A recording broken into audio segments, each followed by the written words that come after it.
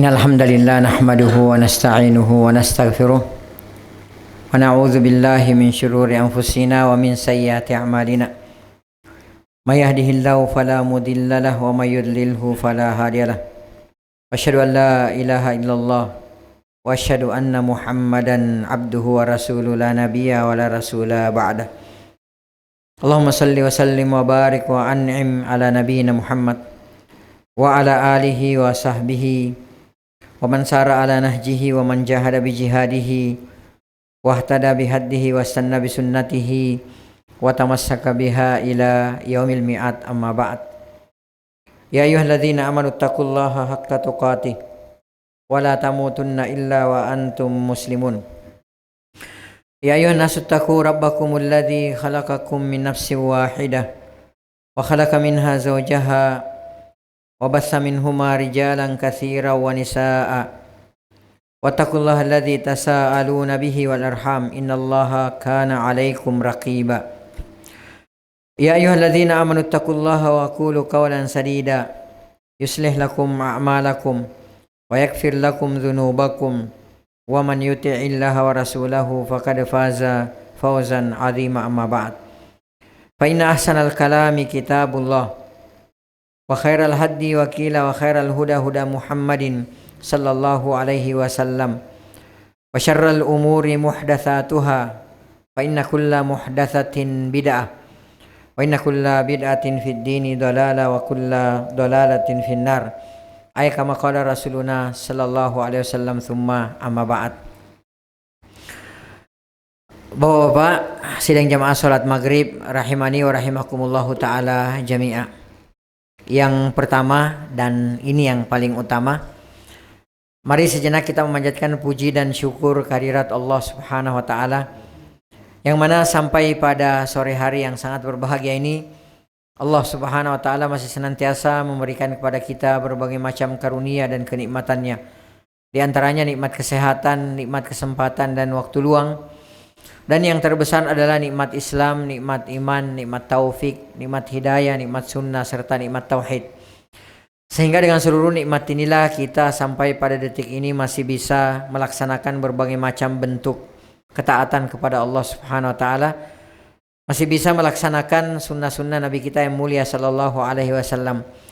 Dan yang terpenting adalah bahwa sampai pada detik ini kita masih bisa melaksanakan atau menunaikan berbagai macam kewajiban yang telah ditetapkan oleh Allah Subhanahu wa taala kepada kita sebagai seorang muslim, sebagai seorang mukmin. Di antaranya melaksanakan salat maghrib secara berjamaah, alhamdulillah, lalu kemudian dilanjutkan dengan menuntut ilmu. Ini sebagaimana yang disabdakan oleh Nabi kita yang mulia Nabi Muhammad sallallahu alaihi wasallam, talabul ilmi faridatun ala kulli muslim. Bahwa menuntut ilmu agama itu hukumnya wajib bagi setiap muslim laki-laki dan muslim perempuan. Ilmu yang dimaksudkan di sini Bapak-bapak sekalian azani Allah wa iyyakum, yang wajib untuk kita tuntut adalah ilmu yang dengannya agama kita ini menjadi tegak. Ilmu yang dengannya seluruh kewajiban yang telah ditetapkan oleh Allah Subhanahu wa taala kepada kita bisa kita laksanakan dan bisa kita tunaikan dengan sebaik-baiknya. Seperti kewajiban mengesahkan atau mentauhidkan Allah Subhanahu wa taala, kewajiban menunaikan salat, puasa, zakat, haji, dan kewajiban-kewajiban kita yang lainnya. Nabi kita yang mulia sallallahu alaihi wasallam juga pernah bersabda, "Man salaka thariqan yaltamisu fihi ilma." Barang siapa yang menempuh suatu jalan apapun itu. Ya, di antaranya seperti yang kita lakukan saat ini. Ya yatluna man salaka tariqan yaltamisu fi ilma, dalam rangka untuk menuntut ilmu agama, sahalallahu lahu bihi tariqan ilal jannah. Niscaya Allah Subhanahu wa taala akan memudahkan baginya jalan menuju ke surganya. Oleh karenanya kata para ulama kita, di antaranya Ibnu Rajab bin Hambal rahimahullah taala, beliau mengatakan bahwa di antara cara ya atau jalan terekspres, tercepat untuk masuk surga itu adalah dengan jalan menuntut ilmu agama. Nabi kita yang mulia sallallahu alaihi wasallam juga pernah bersabda, "Idza marartum bi riyadil jannati farta'u." Apabila kalian melewati taman-taman atau kebun-kebun surga, maka mampirlah atau singgahlah kalian dengan tenang. Para sahabat bertanya, "Ma riyadul jannah?" Apa yang dimaksudkan dengan taman-taman atau kebun-kebun surga wahai Rasulullah? Maka kata Nabi kita yang mulia sallallahu alaihi wasallam, yang dimaksudkan dengan taman-taman atau kebun-kebun surga adalah hilakuz zikri, majelis-majelis zikir. Kata para ulama kita, yang dimaksudkan dengan majelis-majelis zikir di sini adalah majelis-majelis ilmu yang di dalamnya dibacakan, diajarkan ayat-ayat Allah Subhanahu wa taala dan hadis-hadis Nabi kita yang mulia sallallahu alaihi wasallam. Nabi kita sallallahu alaihi wasallam juga pernah bersabda, majtama'a qaum, tidaklah berkumpul suatu kaum seperti yang kita lakukan saat ini. Fi baitin min buyutillah, di salah satu rumah-rumah Allah Subhanahu wa taala, yatluna kitabahu, dalam rangka membaca ayat-ayat Allah Subhanahu wa taala, wa yatadarasunahu bainahum, dan mereka saling mengajarkan ayat-ayat Allah Subhanahu wa taala di antara mereka, illa kecuali kata Nabi kita sallallahu alaihi wasallam, nazalat alaihimus sakinah, diturunkan ketenangan atas mereka. Wa ghasyiyatuhumur rahmah, mereka akan diliputi oleh rahmat Allah Subhanahu wa taala. Wa haffathumul malaika, mereka akan dikelilingi oleh para malaikatnya Allah Subhanahu wa taala. Wa dzakarahumullahu fiman indahu, dan Allah Subhanahu wa taala senantiasa menyebut-nyebut, memuji-muji kaum tersebut di hadapan para malaikat yang dekat kedudukannya dengan Allah Subhanahu wa taala. Nabi kita sallallahu alaihi wasallam juga pernah bersabda, majtama'a qaum, tidaklah berkumpul suatu kaum, atau maqa'ada majalasa kaum, atau tidaklah duduk suatu kaum, yadhkurunallah, dalam rangka untuk menuntut ilmu agama, illa kecuali kata Nabi kita sallallahu alaihi wasallam, akan ada munadin, salah seorang malaikat penyeru yang turun atas mereka. Lalu kemudian malaikat tersebut berseru kepada mereka, ankumu magfuran lakum, berdirilah kalian nantinya dalam keadaan dosa-dosa kalian diampuni oleh Allah Subhanahu wa taala, wa buddilat sayyi'atukum hasanat, dan keburukan-keburukan kalian akan digantikan oleh Allah Subhanahu wa taala dengan kebaikan-kebaikan, insyaallah. Ya, kemudian selanjutnya tak lupa pula salam dan salawat semoga senantiasa tercurahkan atas junjungan Nabi besar kita Nabi Muhammad sallallahu alaihi wasallam. Oleh karena atas izin dan perintah Allah Subhanahu wa taala, beliau telah menuntun umatnya dari gelap dan pekatnya alam jahiliyah menuju kepada terangnya alam Islam yang sempurna. Ya Bapak-bapak sekalian, azanillahu wa iyyakum. Alhamdulillah alladzi bi ni'matihi tatimmus sholihat. Insyaallah taala mulai sore hari ini, ya, di setiap waktu yang sama insyaallah taala kita akan mempelajari sebuah kitab yang sangat luar biasa, ya, yang disusun, yang dikarang oleh Al-Imam Al-Bukhari rahimahullahu taala rahmatan wasi'ah. Ya, kitab ini adalah Al-Adabu Al-Mufrad, ya, buah karya dari Al-Imam Al-Bukhari rahimahullahu taala rahmatan wasi'ah. Bapak-bapak sekalian, azanillahu wa iyyakum. Sebelum kita mempelajari atau membacakan kitab yang sangat luar biasa ini, yang di dalamnya berisikan ayat-ayat Allah Subhanahu wa taala dan hadis-hadis Nabi kita yang mulia Nabi Muhammad sallallahu alaihi wasallam, juga di dalamnya terdapat asar yang datang dari para sahabat radhiyallahu taala anhum ajma'in. Alangkah baiknya terlebih dahulu kalau kita sedikit mempelajari biografi daripada Al-Imam Al-Bukhari rahimahullahu taala. Ya, karena ada pepatah yang mengatakan tak kenal maka tak sayang. Bagaimana kita bisa mengenal, mencintai, ya, Al-Imam Al-Bukhari rahimahullahu taala kalau kita belum mengenal siapa beliau sesungguhnya? Ya, bagaimana kita bisa menauladani beliau? Ya, rahimahullahu taala kalau kita tidak mengetahui sirah atau kita tidak mengetahui biografi beliau rahimahullah taala, walaupun yang kita ketahui tersebut adalah biografi beliau yang singkat. Ya, nantinya setelah kita mempelajari biografi singkat dari Al-Imam Al-Bukhari rahimahullah taala, maka kita akan, ya, semakin mencintai beliau rahimahullah taala. Ya, Bapak-bapak sekalian azanillahu wa iyyakum. Al-Imam Al-Bukhari, beliau adalah imamul muhaddisin.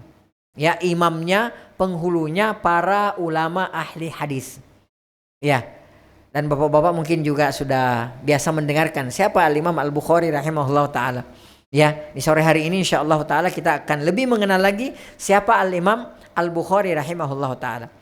Beliau ini, ya, mendapatkan laqab atau gelar yang sangat mulia dalam ilmu hadis. Ya, beliau disebut dengan Amirul Mu'minin fil hadis. Ya, beliau pemimpinnya orang-orang beriman dalam ilmu hadis. Al-Imam Al-Bukhari rahimahullah ta'ala. Nah, ada sebuah kitab yang disusun, yang dikarang oleh Al-Imam Al-Bukhari yang kita kenal dengan Sahihul Bukhari. Sahih Al-Bukhari. Dan kita tahu Sahih Al-Bukhari ini ya adalah kitab yang paling valid.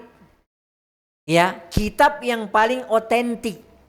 Ya, kitab yang paling sahih setelah Al-Qur'an yang ada di kolong langit ini, di atas planet kita ini. Ya. Jadi tidak ada yang mengalahkan kitab beliau Sahih Bukhari itu ya setelah Al-Qur'an kesahihannya. Ya, Sahih Bukhari. Ya, beliau rahimahullah taala yang menyusun, yang mengarang kitab ini. Ya, makanya beliau diberikan gelar Amirul Mukminin fil Hadis. Taib. Kemudian Bapak-bapak sekalian azanillahu iyyakum, kita biasa mendengarkan nama beliau Al-Imam Al-Bukhari. Tapi mungkin sedikit di antara kita yang mengetahui nama lengkap beliau. Ya, kalau tanya siapa Imam Bukhari? Imam Bukhari. Ya, ada di antara bapak-bapak yang tahu namanya beliau rahimahullah taala. Nama awalnya aja.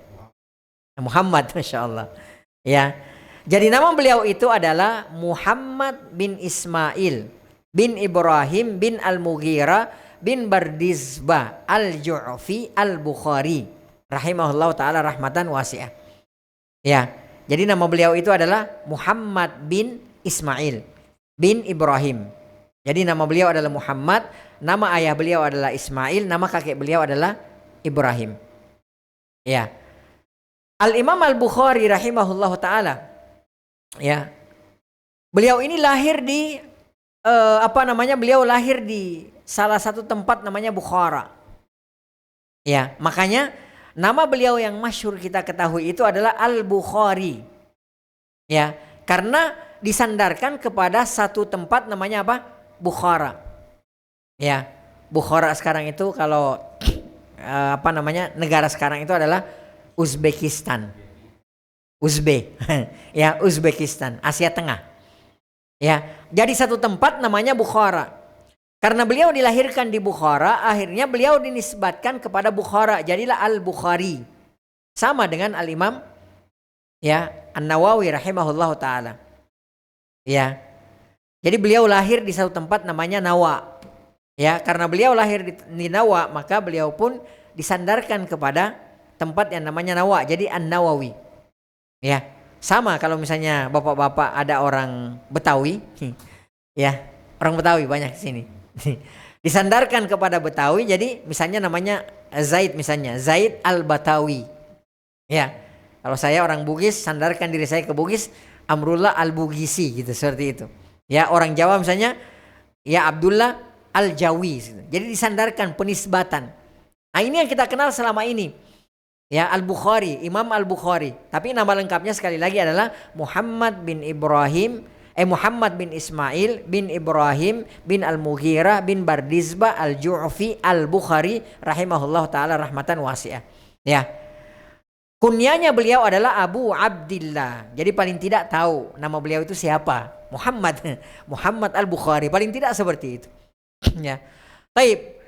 Beliau rahimahullah ta'ala, beliau itu lahir di bulan Syawal. Ya. Beliau lahir di bulan Syawal sanatu arba'in wa tis'ina wa mi'ah. Tahun 194 Hijriah afwan. 194 Hijriah. Ya. Berarti beliau lahir di abad keberapa? Abad keberapa Hijriah? Ya. Masuk ke abad kedua Hijriah. Karena tahun 194 Hijriah. Ya. Al-Imam Asy-Syafi'i rahimahullah ta'ala lahir pada tahun keberapa? Ada yang tahu? Al-Imam Asy-Syafi'i rahimahullah ta'ala lahir, berarti dekat dengan Imam Bukhari. Al-Imam Asy-Syafi'i lahir di tahun wafatnya Al-Imam Abu Hanifah rahimahumullah ta'ala jami'ah. Imam Abu Hanifah wafat pada tahun 150 Hijriah. Ya. Berarti Al-Imam Asy-Syafi'i lahir tahun 150 Hijriah. Karena beliau Al-Imam Abu Hanifah wafat, lahirlah Al-Imam, di tahun itu lahir Al-Imam Asy-Syafi'i rahimahullah ta'ala. Berarti beda berapa tahun dengan Al-Imam Al-Bukhari? Beliau 150 Hijriah, Al-Imam Al-Bukhari 194 Hijriah. Berarti berapa tahun tuh? Ya sekitar 40-50 tahun. Ya, itu bedanya. Berarti kan nggak jauh. Ya, sama kalau misalnya bapak-bapak ini ada yang usianya 50 tahun, 60 tahun, kemudian ada generasi kita usianya ya 10 tahun, ya kurang lebih seperti itu. Ya. Taib. Beliau dilahirkan ba'da sholatil Jum'ah, setelah sholat Jumat. Dan beliau wafat pada tahun 254 Hijriah. Ya. Nah, Bapak-bapak sekalian azanillahu wa iyyakum, kita akan lihat bagaimana ayahnya Al-Imam Al-Bukhari rahimahullah ta'ala. Ya, bagaimana supaya kita juga bisa menjadi sosok ayah yang teladan. Ya, makanya kalau kita lihat kehidupan ayahnya Al-Imam Al-Bukhari rahimahullah ta'ala, kita langsung akan memahami bahwa pantas saja kalau anaknya seperti itu. Ya, nama ayah beliau adalah Ismail bin Ibrahim rahimahullah ta'ala. Ya, dan kunyanya adalah Abul Hasan. Kalau Imam Bukhari kan kunyanya Abu Abdillah. Ya, kalau ayahnya namanya Abu Al-Hasan. Berarti kakak tertuanya Al-Imam Al-Bukhari itu Abul Hasan. Ya, Al-Hasan afwan. Ya, taib, kemudian dikatakan bahwasanya Ismail bin Ibrahim ini rahimahullah adalah kana min talamidhi Malik bin Anas. Muridnya ya Malik bin Anas. Ya, muridnya Malik bin Anas. Malik bin Anas ini sezaman dengan Al-Imam Abu Hanifah. Dan Malik bin Anas ini rahimahullah ta'ala juga gurunya Al-Imam Asy-Syafi'i rahimahullah ta'ala. Ya, ayahnya Imam Bukhari murid daripada ya Malik bin Anas rahimahullah ta'ala. Ya. Taib. Kemudian dikatakan bahwasanya ayahnya ini Al-Imam Al-Bukhari ra'a Hammad bin Zaid. Beliau bertemu dengan ulama yang bernama Hammad bin Zaid, Sufyan, Malik dan Al-Auza'i. Ya, jadi bertemu dengan ulama-ulama besar. Ya. Kemudian kita lihat bagaimana wara'nya ayahnya Al-Imam Al-Bukhari rahimahullah ta'ala. Ya, antum sudah tahu belum apa definisi wara'? Kan ada dua tuh istilah yang biasa kita dengarkan. Ada wara', ada zuhud. Ya, apa perbedaan wara' dengan zuhud? Ada yang tahu? Zuhud dulu deh. Ya. Bapak-bapak sudah tahu zuhud itu apa? Apa? Belum tahu zuhud itu? Sering kita ucapkan kan zuhud, Masya Allah orangnya zuhud gitu loh. Rendah hati. Mungkin bisa. Tapi definisi yang paling bagus yang disampaikan oleh ulama kita, zuhud itu adalah meninggalkan perkara yang, catat ya, meninggalkan perkara yang mubah. Mubah itu apa artinya? Boleh. Meninggalkan perkara mubah karena dia melihat perkara mubah ini nggak ada manfaatnya buat akhiratnya. Bisa dipahami? Ya, contoh misalnya. Contoh, ada jam yang harganya sampai ratusan juta, bahkan miliaran. Dia bisa beli. Ya. Dan Masya Allah sedekahnya kemana-mana. Sampai tanda kutip ya, capek sedekah. Maksudnya jor-joran sedekah. Ya. Masih banyak duitnya. Kalau dia mau beli harga jam yang 100 juta, dia bisa. Boleh apa enggak kita beli jam yang 100 juta? Boleh, mubah. Al-aslu fil asya' al-ibaha, qaidah. Ya, hal-hal yang berkenaan dengan masalah duniawi, muamalah, hukum asalnya apa? Mubah, boleh. Ya. Dia mau beli, tapi dia berpikir, apa kira-kira untungnya buat akhirat saya kalau saya beli? Bisa saya beli, bisa. Tapi kira-kira apa untungnya buat akhirat saya kalau jam saya ini harganya 100 juta. Sementara kalau saya beli harga jam yang 500 ribu, 1 juta juga sudah fungsinya. Lihat jam, tahu waktu sholat dan segala macamnya gitu. Akhirnya dia tinggalkan. Ini zuhud. Ya. Jadi zuhud itu bukan berarti orang harus pakaian compang-camping. Boleh jadi ada orang yang pakaian compang-camping, kemudian ada orang yang pakai pakaian mewah. Boleh jadi yang pakaian mewah ini lebih zuhud daripada yang pakaian compang-camping. Ya, kira-kira kenapa? Karena boleh jadi orang yang pakaian compang-camping ini mau pakai pakaian mahal tapi dia nggak bisa beli. Dia lihat orang pakaian mahal, ya Allah kapan aku bisa beli pakaian mahal seperti dia. Dia pengen, dia ucapkan itu dalam hatinya, tapi dia nggak punya kemampuan. Bisa dipahami nggak? Ya, Nah, oleh karenanya kata para ulama kita, bahwasanya zuhud ini lebih kepada amalan hati. Ya, amalan hati, bukan amalan fisik. Ya, jadi jangan kita cepat menilai orang, oh masya Allah ini rumahnya bagus, nggak zuhud antum. Ya, atau misalnya kita lihat kendaraannya bagus, antum ini nggak zuhud, antum cinta dunia. Tunggu dulu. Boleh jadi dia yang punya kendaraan mewah lebih zuhud daripada kita yang tidak punya kendaraan sama sekali gitu loh. Ya, oleh karenanya kata para ulama kita yang namanya zuhud itu lebih kepada amalan hati, bukan amalan fisik kita. Jadi kita tuh nggak memandang secara, kalau kata orang physically gitu loh. Ya, tapi lebih kepada apa? Hati. Itu wara, itu zuhud. Ya. Kemudian kalau wara, apa wara itu? Ya, wara itu adalah meninggalkan perkara yang bisa membahayakan akhirat kita. Itu wara namanya. Ya, makanya kan kalau kita biasa baca sirah sahabat, Umar wara, Abu Bakar wara gitu loh. Ya, artinya wara itu kalau ada orang wara, dia itu meninggalkan perkara, ya, perkara yang bisa membahayakan akhiratnya. Misalnya dia mau melakukan sesuatu, begitu dia pikir wah ini nggak benar ini, bahaya buat akhirat saya, dia tinggalkan. Nah itu namanya wara. Ya, misal ada yang ngajakin dia bisnis segala macam. Dia nggak ngerti ini bisnis gimana, apa boleh apa tidak boleh gitu. Akhirnya dia tinggalkan karena dia khawatir membahayakan untuk akhiratnya. Ini namanya wara. Ya, jadi itu perbedaan antara wara dengan zuhud. Ya, nah kita lihat bagaimana waraknya, ya, ayah daripada Al-Imam Al-Bukhari rahimahullah taala. Ada ulama namanya Ahmad bin Hafiz menceritakan kepada kita. Beliau mengatakan dakhaltu ala Abil Hasan. Aku pernah menemui Abul Hasan, maksudnya Ismail, maksudnya ayahnya Al-Imam Al-Bukhari rahimahullah taala jami'ah. Ya. Walidi Abi Abdillah. Jadi ayahnya Abu Abdillah yaitu Imam Bukhari. Inda mautihi, pada saat ya Ismail ini rahimahullah taala menjelang kematiannya. Ya. Kemudian Ismail ini rahimahullah ayahnya Al-Imam Al-Bukhari, beliau mengatakan, ya, perhatikan bagaimana waraknya beliau. Beliau mengatakan, la a'lamu min mali dirhaman min haram. Aku tuh nggak tahu, ya. Artinya beliau memastikan gitu loh. Aku tuh bisa memastikan kalau hartaku tidak satu dirham pun yang haram. Ya.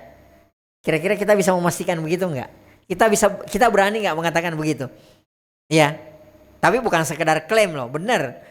Berani kita mengatakan kalau kayak kita, aku tuh enggak tahu kalau atau bahasa lainnya, kalau bahasa bebasnya, aku bisa memastikan kalau hartaku 1 rupiah pun tidak ada yang bersumber dari yang haram. Bisa kira-kira. 1 dirham kalau dikonversikan di kita kan ya mungkin sekitar 70-100 ribu. Ya. Beliau mengatakan aku tuh nggak tahu atau bahasa bebasnya, aku bisa memastikan kalau hartaku itu 1 dirham pun itu tidak ada yang bersumber dari yang haram. Ya. Kemudian Ahmad mengatakan, yang menceritakan ini kepada kita, fatasagarat ilayya nafsi inda dzalik. Kemudian jiwaku pun memandang enteng, memandang remeh, menganggap kecil dirinya ketika mendengarkan pengakuan tersebut. Padahal beliau juga adalah seorang yang wara. Ya. Baik, ini ayahnya diantara contoh waraknya ayahnya Al-Imam Al-Bukhari rahimahullah ta'ala. Baik, kemudian kita lihat bagaimana ibundanya, walidatu Al-Bukhari. Ya, ibunya Al-Imam Al-Bukhari rahimahullah ta'ala. Ya. Dikatakan bahwasanya kanat imra'atan abidah. Ibunya Al-Imam Al-Bukhari itu ahli ibadah. Jadi ibadahnya banyak. Ya. Salat, puasa, ya, baca Quran dan yang lainnya. Intinya ibadahnya banyak, dikenal sebagai ahli ibadah. Ya. Kemudian beliau adalah sahibata karamat. Beliau itu punya karomah. Ya. Punya keistimewaan yang diberikan oleh Allah Subhanahu wa taala. Contoh, kata para ahli sejarah, kan Al-Imam Al-Bukhari kada basarahu wa huwa tiflun. Dulu waktu Al-Imam Al-Bukhari kecil, itu beliau ternyata pernah kehilangan penglihatannya. Al-Imam Al-Bukhari. Imam Bukhari kecil. Ya, jadi beliau buta waktu kecilnya. Ya. Wa ajizal atibba an ilajihi. Kemudian semua dokter, ya kalau bahasa kita sekarang, ya, semua kalau dulu tabib, semua dokter itu sudah menyerah, angkat tangan. Ya, jadi sudah dibawa kemana-mana, bawa ke tabib ini, bawa ke tabib ini, nyerah angkat tangan, wah nggak bisa ini. Ya, ini matanya sudah angkat tangan, nggak bisa disembuhkan. Ya. Kemudian fatawassalat ilallahi ta'ala biddu'a. Beliau pun rahimahullah ta'ala terus berdoa kepada Allah Subhanahu wa ta'ala. Ya, ini pelajaran bagi kita Bapak-bapak sekalian, jangan pernah kita bosan mendoakan anak keturunan kita. Ya, doakan kebaikan, doakan kesolehan. Ya, Nabi Ibrahim saja kita tahu kan bagaimana Nabi Ibrahim itu Abul Anbiya, bapaknya para nabi. Nabi Ibrahim itu Abul Hunafa, bapaknya orang-orang yang bertauhid. Bapak tauhid. Nabi Ibrahim alaihissalatu wassalam. Beliau itu minta sama Allah anak, ya, bukan hanya anak saja. Dalam doanya beliau terus mengatakan Rabbi habli minas solihin. Ya, ya Allah, karuniai aku keturunan yang soleh dan soleha. Itu Nabi Ibrahim loh. Ya, bagaimana dengan kita? Ada di antara kita yang biasa menyisipkan doa, menyempatkan doa khusus untuk anak kita, ya Allah, atau misalnya Rabbana hablana min azwajina wa dzurriyyatina qurrata a'yun waj'alna lil muttaqina imama. Atau misalnya kalau kita nggak bisa bahasa Arab pakai bahasa Indonesia, ya Allah, salehkan anak hamba, putra-putra hamba, ya Allah salehahkan putri-putri hamba, ya Allah jaga. Ya, kita jarang gitu loh. Ya, padahal kalau kita lihat para nabi, kita lihat bagaimana para ulama-ulama, mereka itu rajin mendoakan anaknya. Padahal mereka adalah orang-orang yang soleh gitu loh. Ya, dengan sholat mereka, dengan ibadah mereka, Allah tuh jaga keturunan mereka. Tapi mereka enggak angkat tangan, mereka enggak nyerah, mereka mendoakan kepada Allah Subhanahu wa taala. Ya, contohnya ibunya Imam Al-Bukhari, beliau terus berdoa, minta supaya apa? Anaknya disembuhkan. Ya. Baik, perhatikan. Bapak-bapak sekalian azanillahu wa iyyakum. Hatta ra'at al-khalila Ibrahim fil manam. Suatu ketika ibundanya Nabi Ibrahim, ibundanya Imam Al-Bukhari rahimahullah ta'ala itu pernah mimpi bertemu dengan Nabi Ibrahim alaihi salatu wassalam. Ya, gak tanggung-tanggung ketemu dengan siapa? Nabi Ibrahim alaihi salatu wassalam. Kemudian dalam mimpinya tersebut, ya, Nabi Ibrahim berkata kepada ibunya Imam Bukhari. Ya, beliau mengatakan dalam mimpinya, Nabi Ibrahim mengatakan kepada ibundanya Imam Al-Bukhari. Beliau mengatakan ya hadhihi. Kalau bahasa kita ibu, wahai ibu gitu loh. Bu gitu kalau kita. Ya. Qadaraddallahu ala ibnika basarahu likathrati du'aik. Ya. Sesungguhnya Allah telah mengembalikan penglihatan anak Anda karena banyaknya doa Anda untuk anak Anda.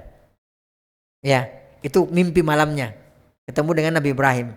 Ya, kemudian beliau melihat Nabi Ibrahim, kata Nabi Ibrahim, "Bu, ya, kalau bahasa bebasnya, ibu tahu enggak? Allah itu sudah menyembuhkan mata anak ibu karena banyaknya doa ibu kepada Allah untuk anak ibu, kesembuhan untuk anak ibu." Ya, kata para ulama kita yang meriwayatkan ini, beliau mengatakan qala fa asbaha wa qad raddallahu alaihi basarahu. Pada saat pagi harinya ketika ibunya bertemu dengan ketika ibunya bertemu dengan Al-Imam Al-Bukhari, betul penglihatannya langsung sembuh. Kan ajaib ini. Nah, itu kekuatan apa? Doa. Ya, ad-du'a'u silahul mu'min. Doa itu senjatanya orang yang beriman.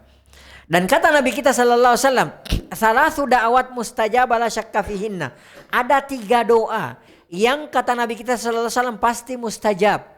Pasti diterima oleh Allah Subhanahu wa taala la syakka fihinna, enggak diragukan lagi. Yang pertama, da'watu al-mazlum. Doanya orang yang terzolimi. Ya, hati-hati sama doanya orang yang zolim. Walaupun orang terzolimi itu orang kafir, nggak ada penghalang doanya dengan Allah Subhanahu wa taala diijabah kalau dia berdoa. Hatta orang kafir. Ya. Yang kedua, wada'watul musafir. Doanya orang yang sedang safar.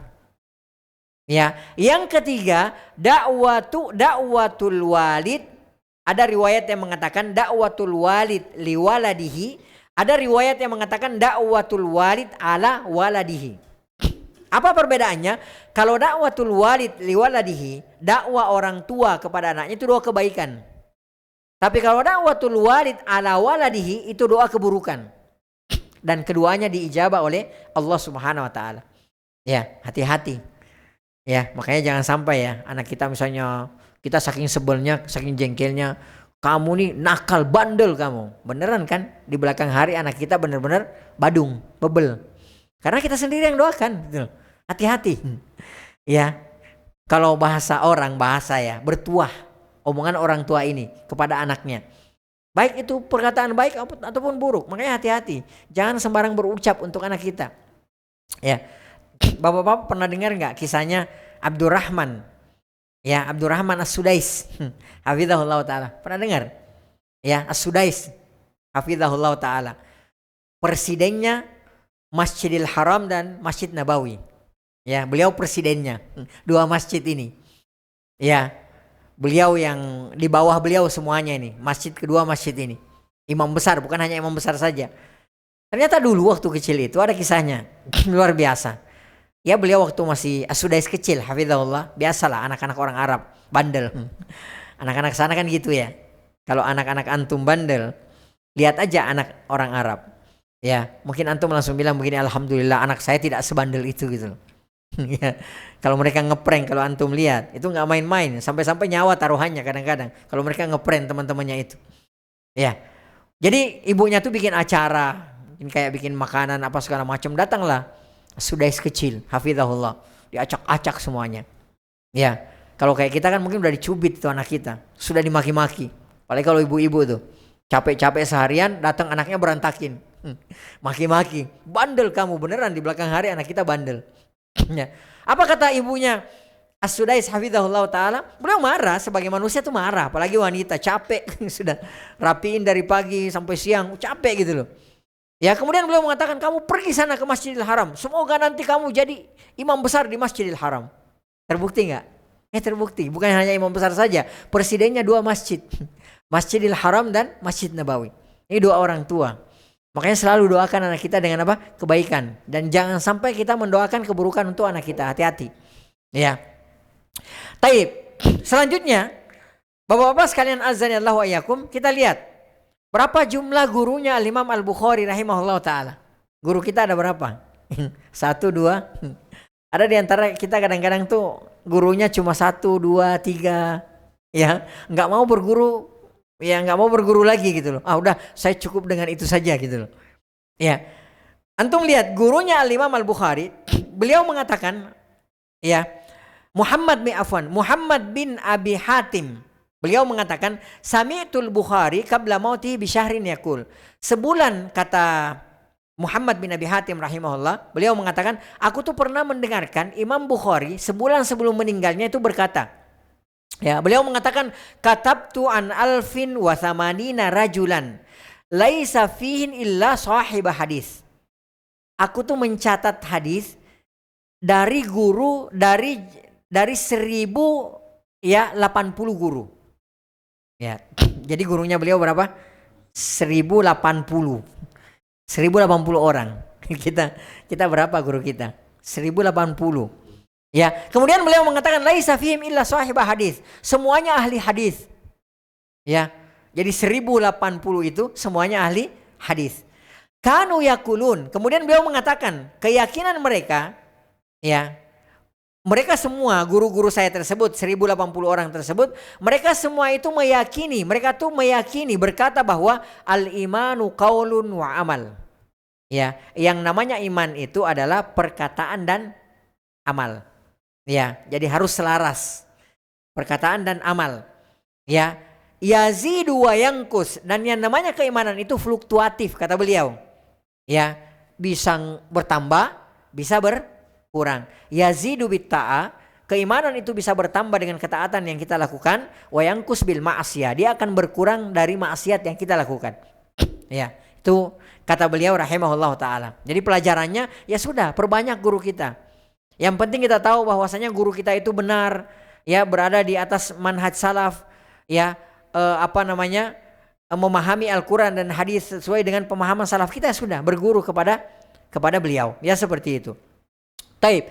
Kemudian selanjutnya kita lihat bagaimana rihlahnya, bagaimana perjalanannya Al-Imam Al-Bukhari fi talabil ilmi, dalam menuntut ilmu.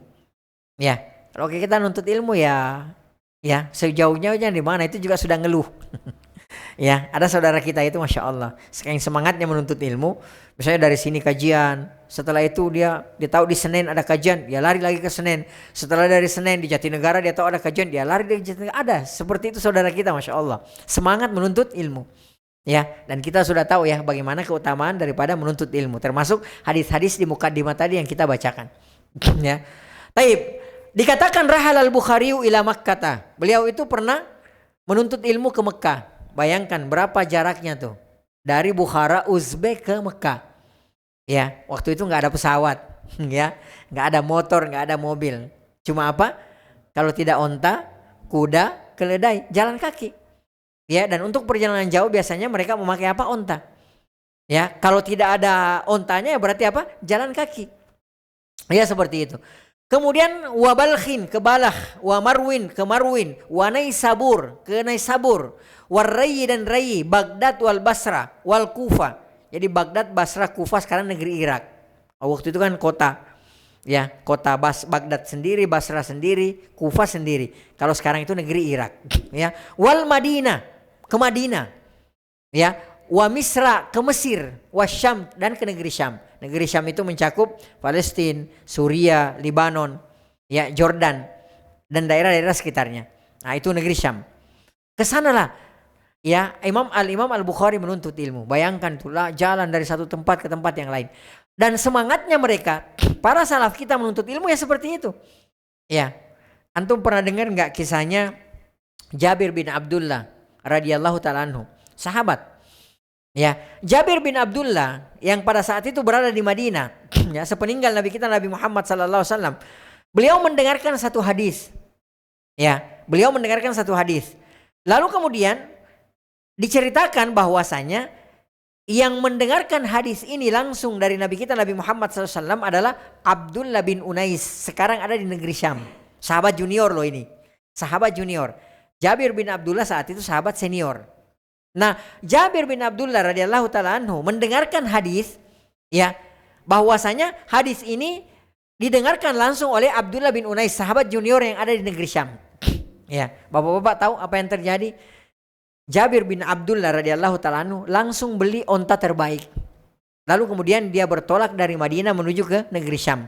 Berapa lama perjalanan normalnya? Paling cepat 1 bulan. 1 bulan dari Madinah menuju ke ke negeri Syam. Ya, pada saat sampai di negeri Syam, ya, Jabir bin Abdullah radhiyallahu taala bertemu dengan pembantunya Abdullah bin Unais. Ya, kemudian beliau mengatakan, saya mau ketemu dengan tuan kamu. Ya, kemudian pembantu ini masuk. Ada orang yang mau ketemu, katanya dari Madinah, katanya namanya Jabir bin Abdullah. Kaget Abdullah bin Unais.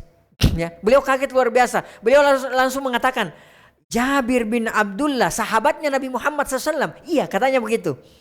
Ya, langsung lari keluar. Begitu ketemu dia peluk segala macamnya. Ya, kayak kita kalau menghargai ulama gitu apa. Ya, orang yang lebih tua, lebih terhormat, lebih senior dari kita. Ya, seperti itulah. Kemudian beliau mengatakan, apa yang mau mengantarkan Anda ke sini? Kenapa enggak berkirim surat saja? Utusan nanti saya akan mendatangi Anda. Kata Abdullah bin Unais, sahabat junior. Ya. Beliau mengatakan, Jabir bin Abdullah mengatakan enggak. Tujuan saya ke sini hanya untuk make sure saja. Memastikan saja. Katanya ada hadis dari Rasulullah bunyinya begini dan kamu mendengarkan langsung. Saya sebelum meninggal, saya mau mendengarkan betul ini hadis dari Nabi kita Nabi Muhammad SAW. Apa kata Abdullah bin Unais? Betul. Kemudian beliau bacakan hadis tersebut. Setelah itu beliau mengatakan, Jabir bin Abdullah mengatakan, sudah, urusan saya sudah selesai. Saya mau balik ke Madinah sekarang. Ya, kalau kayak kita, mungkin kita nanya ke Abdullah bin Unais, di sini tempat kuliner yang enak di mana? Ya, di sini tempat tamasya yang mana yang enak itu sekalian gitu. Mumpung lagi ke sini gitu. Kan 1 bulan perjalanan. Enggak, beliau mengatakan sudah, selesai urusan saya sudah tahu, saya mau kembali ke Madinah. 1 hadis demi 1 hadis. Make sure, mau memastikan kalau hadis ini datang dari Nabi Muhammad, menempuh perjalanan dari Madinah ke negeri Syam berapa? 1 bulan. Dari Syam ke Madinah 1 bulan lagi, berarti 2 bulan bolak-balik hanya untuk memastikan bahwa itu hadis datang dari Nabi kita Nabi Muhammad SAW. Ya, kalau hari ini hadis yang mendatangi kita aja yang malas gitu loh. Ya, hadis yang mendatangi kita, ilmu yang mendatangi kita, ya kita aja yang malas. Ya, ada orang jauh-jauh datang ngajarin kita, masya Allah. Dan itu Allah yang antarkan kepada kita. Tapi banyak di antara kita ya cuek-cuek saja gitu loh. Ya, baik. Bapak-bapak sekalian, azan Allah wa yakum, mungkin sudah masuk waktu ya.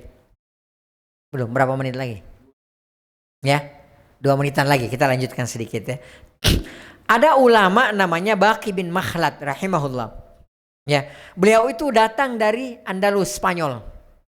Ya, kalau bapak-bapak lihat di peta, Andalus itu, Spanyol itu, kalau mau ke Afrika, ke benua Afrika itu harus nyebrang lautan.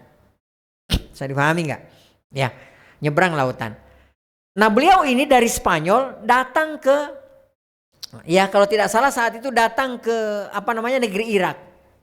Ya, coba bayangkan itu berapa jauhnya itu Spanyol ya kemana namanya tadi, ke negeri Irak. Ya, dalam rangka apa? Beliau jalan ini Baqi bin Makhlad, ya mau bertemu, mau belajar kepada Imam Ahmad rahimahullah taala. Ya, dan kita tahu pada saat itu Imam Ahmad lagi posisinya tahanan rumah oleh penguasa pada saat itu. Jadi Imam Ahmad nggak boleh keluar, nggak boleh ngajar, nggak boleh bacakan hadis. Ya, kemudian sampailah, singkat cerita, setelah antum bayangkan berapa lama itu perjalanan dari Spanyol ke Irak, hanya mau menuntut ilmu mau mendengarkan dibacakan hadis dari Imam Ahmad rahimahullah taala. Ya, sesampainya di masjid di sana, orang-orang dia selidik mana Imam Ahmad gitu loh. Ya, kemudian diceritakan, oh Imam Ahmad nggak bisa ngajar sekarang. Ya, beliau itu ditahan, nggak bisa, tahanan rumah, diawasi sama tentara. Ya, Imam Ahmad rahimahullah taala, karena ya keyakinan beliau bahwasanya mempertahankan keyakinan Ahlussunnah wal Jamaah bahwasanya Al-Qur'an itu adalah kalamullah, bukan makhluk. Ya, keyakinan penguasa, keyakinan ulama-ulama ya pada saat itu, dan dilegalisir. Disahkan oleh penguasa pada saat itu bahwasanya Al-Qur'an itu adalah makhluk, bukan kalamullah. Ya. Akhirnya selidik beliau bertanya mana rumahnya Imam Ahmad. Dia datanglah itu ke rumahnya Imam Ahmad. Ya, akhirnya dia bisa bertemu dengan Imam Ahmad. Kemudian beliau mengatakan, saya Baqi bin Makhlad. Ya, saya dari negeri dari negeri yang sangat jauh untuk datang menuntut ilmu kepada Anda. Imam Ahmad langsung mengatakan dari Afrika. Karena patokannya Imam Ahmad yang terjauh pada saat itu adalah Afrika. Ya, beliau mengatakan, saya untuk sampai ke Afrika saja harus nyebrang lautan. Kata Imam Ahmad, luar biasa kamu. Ya, udah caranya begini. Setiap hari tapi dengan syarat ya. Dengan syarat nggak boleh ada yang kenal kamu di sini. Kamu nggak boleh ikut dengan majelis yang lain. Karena beliau pendatang kan, nggak ada yang kenal. Setiap harinya kamu belagak seperti pengemis. Kan nggak ada yang kenal dia kan ya. Kemudian begitu sampai depan rumah saya, kamu teriak sedekah, yarhamukallah gitu. Tolong saya mau minta sedekah gitu loh. Kayak belagak gembel gitu. Lalu kemudian keluarlah Imam Ahmad seolah-olah memberikan sedekah. Ya, padahal Imam Ahmad pada saat itu membacakan 1, 2 atau 3 hadis seperti itu. Ya, dan di belakang hari Baqi bin Makhlad ini juga menjadi salah seorang ulama besar. Ya, Allah taala alam bisawab. Seperti itu ya, semangat ulama-ulama kita menuntut ilmu.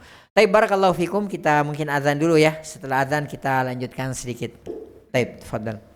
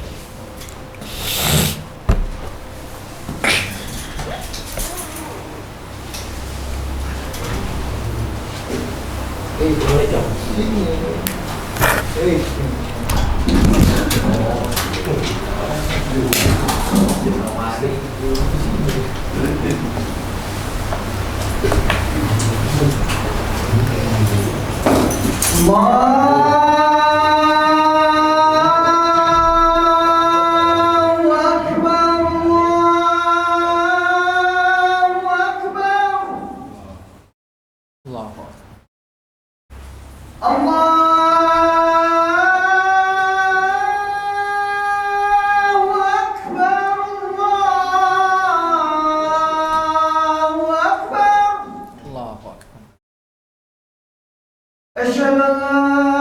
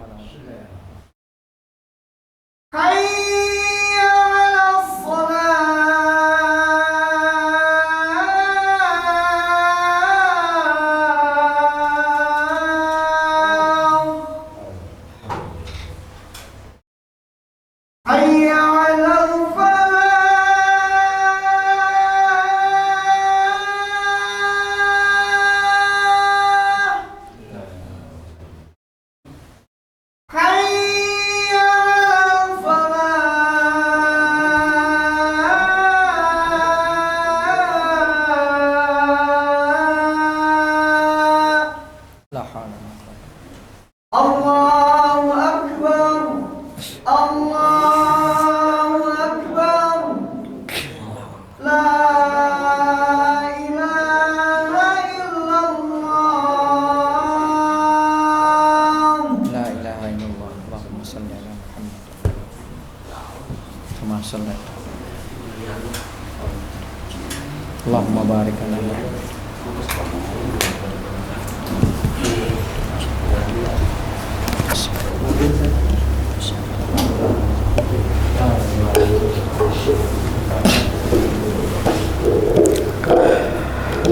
Taib. Kita lanjutkan sedikit lagi ya. Mungkin malam ini tidak ada pertanyaan dulu ya. Biar kita selesaikan ini. Taib. Kita lihat bagaimana ibadah Al-Bukhari wa wara'u. Bagaimana ibadahnya Al-Imam Al-Bukhari rahimahullah ta'ala dan bagaimana wara'nya beliau.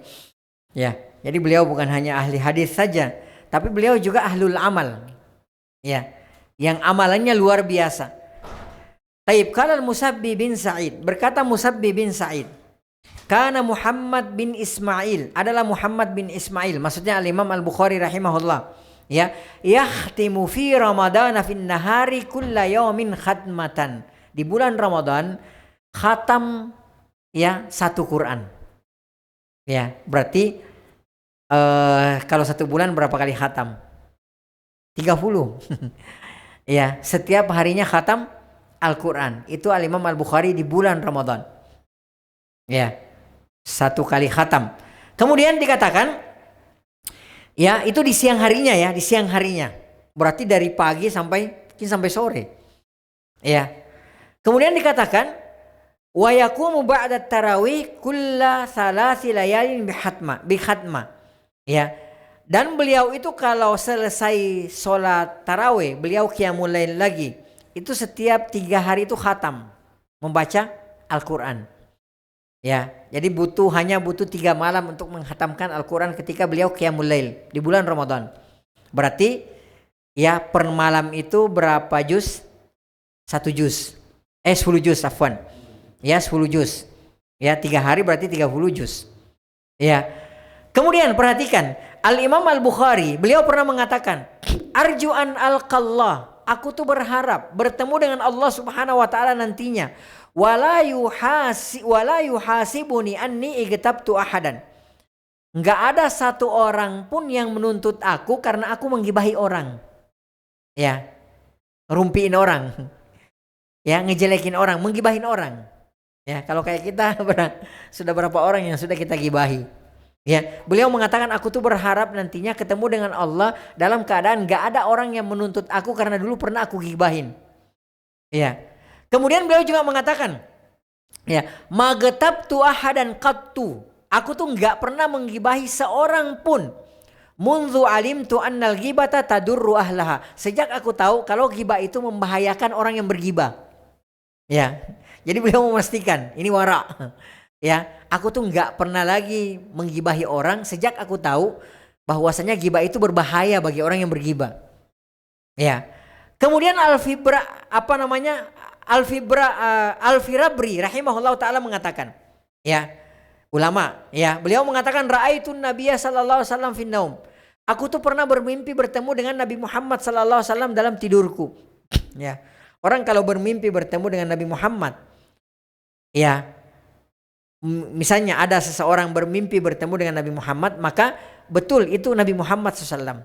Kalau dia tahu ya fisiknya Nabi Muhammad SAW.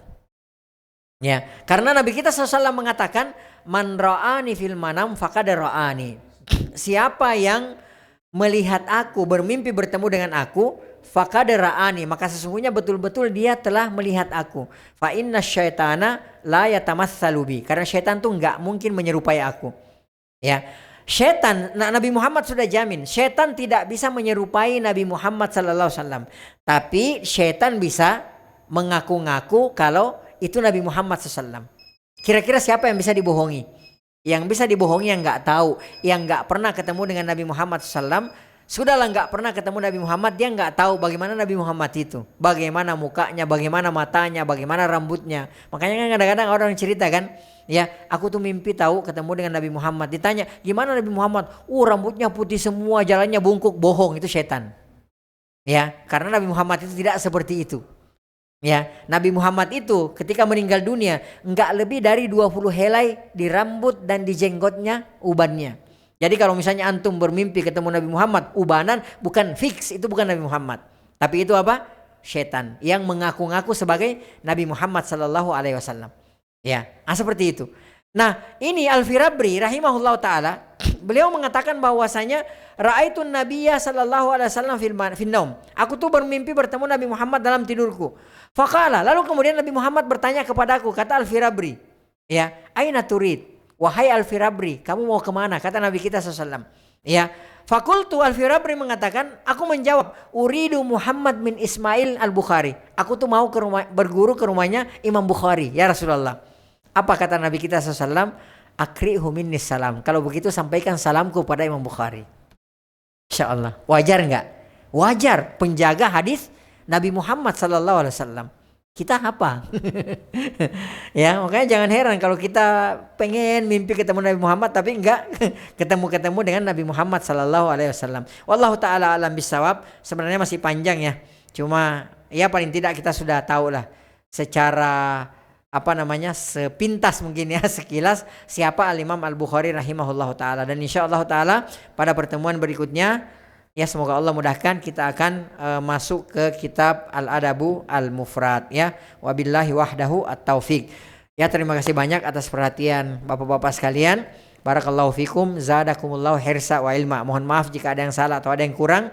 Yang salah dan yang kurang itu murni dari ana pribadi, dari syaitan dan dari lemahnya ilmu. Yang benar itu semua datangnya dari Allah Subhanahu wa taala. Apa yang salah, apa yang keliru dari penyampaian ana tadi, Allah dan Rasulnya berlepas diri dari kesalahan dan kekeliruan tersebut. Naktafi bihadzal qadar wa nahtatim bi subhanakallahumma bihamdik asyhadu an la ilaha illa anta astaghfiruka wa atubu ilaik. Hadani Allah wa iyyakum wa sallallahu ala nabiyyina Muhammad wa ala alihi washabihi ajmain wa akhiru da'wana alhamdulillahi rabbil alamin. Tsumma assalamu alaikum warahmatullahi wabarakatuh. Astagfirullah.